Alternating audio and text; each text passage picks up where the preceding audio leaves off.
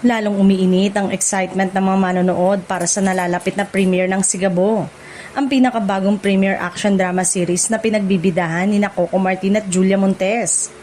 Bilang bahagi ng matinding promotion para sa serye, magsasagawa ang production ng isang nationwide motorcade sa Metro Manila ngayong June 6, 2026, Sabado, 1:00 ng hapon. Ayon sa inilabas na opisyal na poster, dadaan ang motorcade sa ilang pangunahing lugar sa Metro Manila, kabilang ang Baclaran, Quiapo, Divisoria, Tondo at Blumentritt. Inaasahang dadagsa ang mga tagahanga upang personal na makita ang mga bituin ng serye bago ang opisyal nitong pagsasabak sa prime time. Pinangungunahan ng tambalang Coco Martin at Julia Montes ang napakalaking ensemble cast ng Sigabo.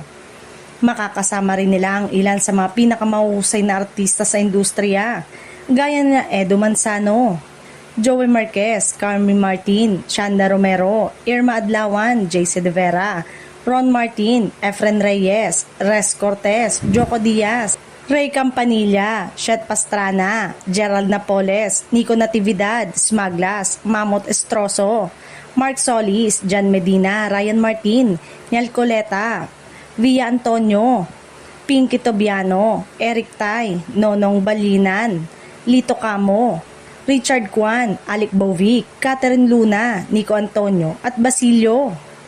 Dahil sa laki ng cast at lawak ng production, marami ang naniniwalang isa na naman itong magiging malaking proyekto ni Coco Martin. Bukod sa aksyon, inaasahan ding maghahain ng serye ng drama, romansa at mga kwentong malapit sa puso ng mga Pilipino. Habang papalapit ang premiere ng Sigabo, lalo bang tumitindi ang pananabik ng mga manonood. Ang nalalapit na motorcade ay na magsisilbing pasasalamat sa suporta ng publiko at isang pagkakataon upang mas makilala ang mga artistang bubuo sa isa sa pinakamalalaking serye ng taon. Marami ang umaasang magiging isa itong panibagong television phenomenon na susubaybayan gabi-gabi ng mga kapamilya.